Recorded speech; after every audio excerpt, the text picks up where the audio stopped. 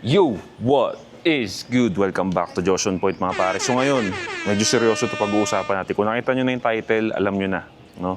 Pa iniintay nyo, hit nyo na yung like button, share nyo rin, and let's go! Bad boy shake ala kill, ako 10 toes down.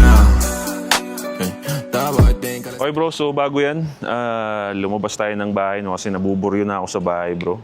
Nagmotor tayo kasama ng tropa natin si Munching. So again, nandito kami sa lagi naming tinatambayan na Starbucks, yung parang bangin, yung pababa na gano'n. So again, yung pinakamamahal natin mga motor, siyempre. Tignan mo, dumi oh. Kakalinis lang nito kanina pre. Ayan oh. Dumi na kaagad. Ayan, daming ano.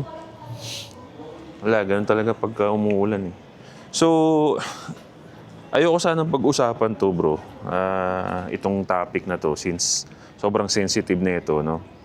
Pero kasi bilang naisip ko na ano to eh, saklaw to, no?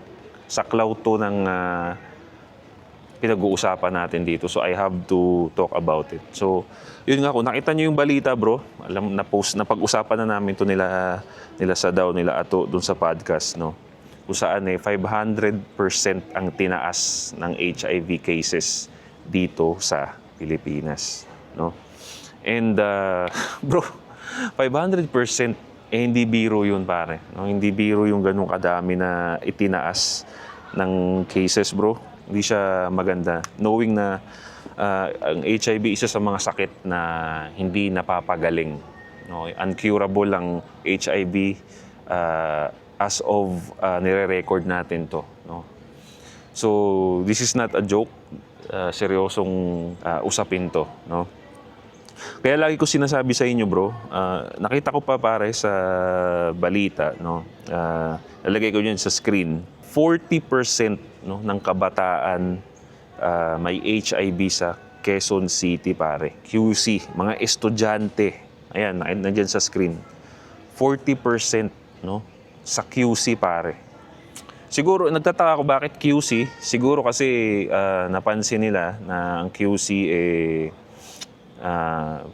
active doon sa lugar na yon, yung maraming bar kasi sa QC, no? Siguro nasa statistics nila na mas maraming teenager doon, maraming kabataan doon sa QC. So, yun ang nilabas nilang balita, no? And siyempre, bilang nagtuturo ng paano sa game, paano makakuha ng chicks, puta na, medyo na-alarma din ako, Brad, no? Na-alarma din ako. Sabi ko, puta, hindi pwede na baka meron akong mga followers dyan, mga subscriber, mga tropa natin na magkaroon ng sakit na to, no? Responsibilidad ko yun bilang content creator, influencer sa inyo. Hindi ko alam kung anong tawag sa akin. Basta I consider myself content creator, no? So, responsibilidad ko yun na bigyan kayo ng warning, no? Kaya nga lagi ko sinasabi sa inyo mga pare, kung hindi nyo talaga mapigilan, kahit papaano, no? Meron kayong protection lagi. Lalo na yung sa mga babae na hindi nyo kilala. Nakilala nyo lang one time, grabe mang akit, ang lupit ng game mo. Don't forget to use some protections. Okay mga bro? Use some protections. Lagi ko sinasabi yan. Hindi ako magpapakabuhat bangko, no?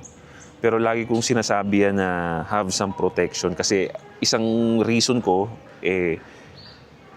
para hindi kayo makabuo ng bata. Lalo na gusto nyo pang buuin yung buhay ninyo, yung goals ninyo, hindi siya okay kung makabuo kagad kayo ng bata.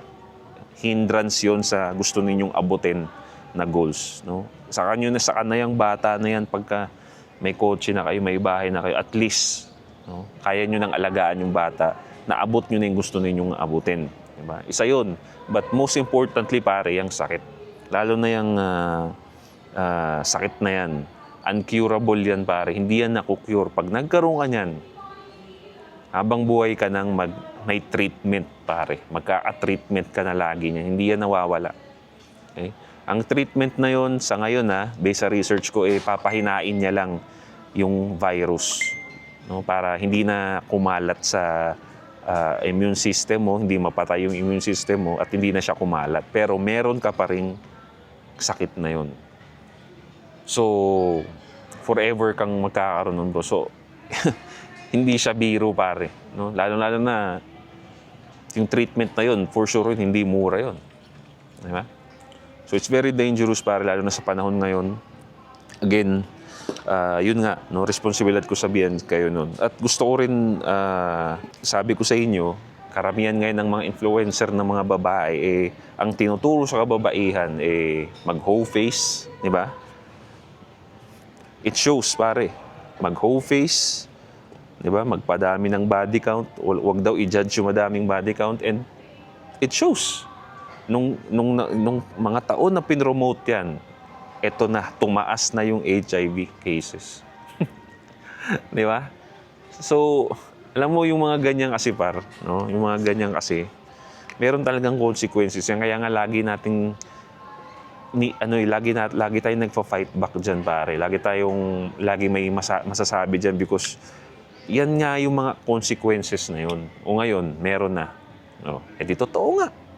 O, yan ang mga consequences niyan.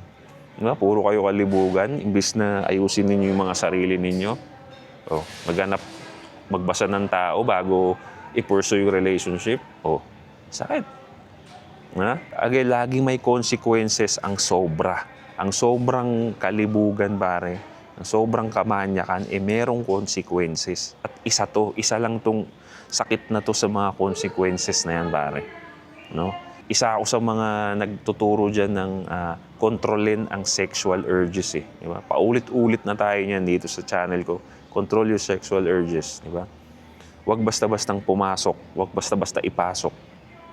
Kilalanin muna. Because maraming consequences. At isa to. Alright? So, sana, no, sa mga nanonood ko dyan, kung sana wala sanang mga tropa dyan na nagkaroon ng sakit na to. No?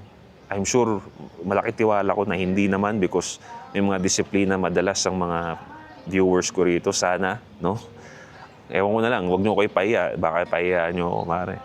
No? So, isa pa sa mga nakita ko dito, bro, no, na nakaka-alarma lalo, ito, no, dalagay ko dyan sa screen, no? Sabi dito, DOH, no, karamihan ng HIV case dahil sa bembangan ng lalaki sa lalaki. 95% of our new cases are men having sex with men. Okay? Hindi siya sex worker na babae. It's from men having sex with men, pare.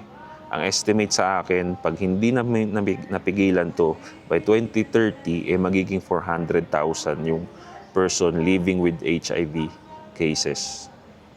Diba?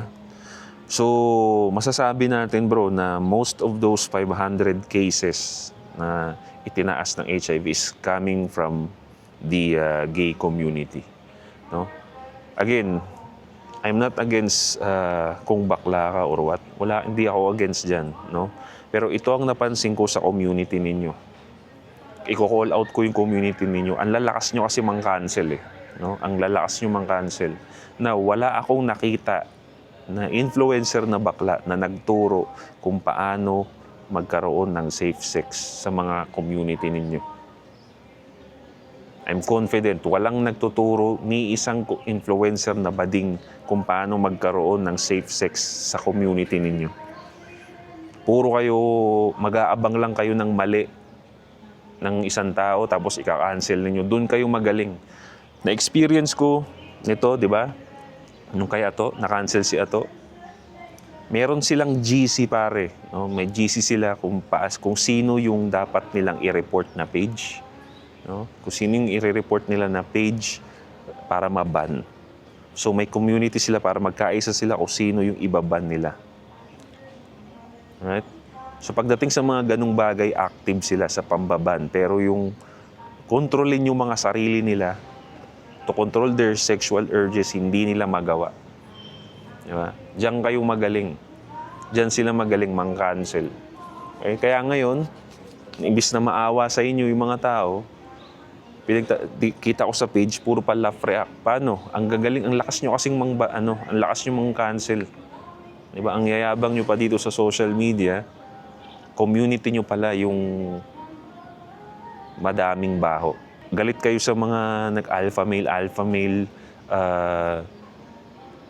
tiyatawag din yung alpha male, adulterate content creator. Pero at least dito sa amin, sinasabi namin sa mga subscriber namin, followers namin na you have to control your sexual urges. No? Ang dami kong video niyan about dyan. No? Because alam ko yung consequences at ito yun. Eh kayo wala. Wala silang ganyan. Di ba? Ang alam nila, sa GC nila, pag-uusapan na kung sino yung ka-cancel, i-report para maban. Oh.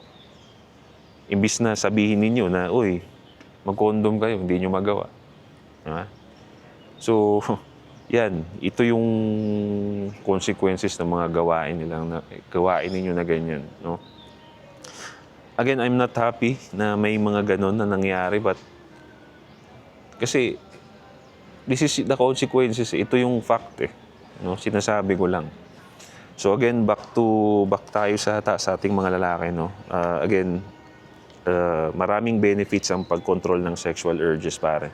Hindi ka masisiro dyan. Control mo pa yung isip at yung isip mo at yung katawan mo. So you're in control. Hindi ka control ng kalibugan mo. So again, kumbaga you're much more powerful in control sa sarili mo, bro. Okay? So kaya nga sinasabi namin na pag-uusapan namin na yung semen retention, no FAP, no? Para kailangan pa rin nating maglo, but iba yung alam mo yung kontrolin yung sarili mo, no? Na may implication yung laging paglolo, di ba? So alam mo na tatamarin ka. Kung alam mo yung consequences ng paglolo, minsan tatamarin ka na, no? Sasabihin, teka, may gagawin ako bukas eh. Teka, may basketball kami bukas. Ayoko muna maglolo. At least kung ganun ka na, yun ang na-imply namin sa iyo, yun yung natatak namin sa isip mo. Di ba? Medyo mission accomplished yun. Di ba? At least alam mo. Di ba? Alam mo. Aware ka. Guys, be careful out there. No? As much as possible, have some protection. No? So yeah, mga bro, leave a comment down below kung anong masasabi ninyo. Reaction sa baba. Don't forget to subscribe, hit the bell para notify kayo sa mga bago nating videos. Once again, this is Josh on Point. See you next time. Boom.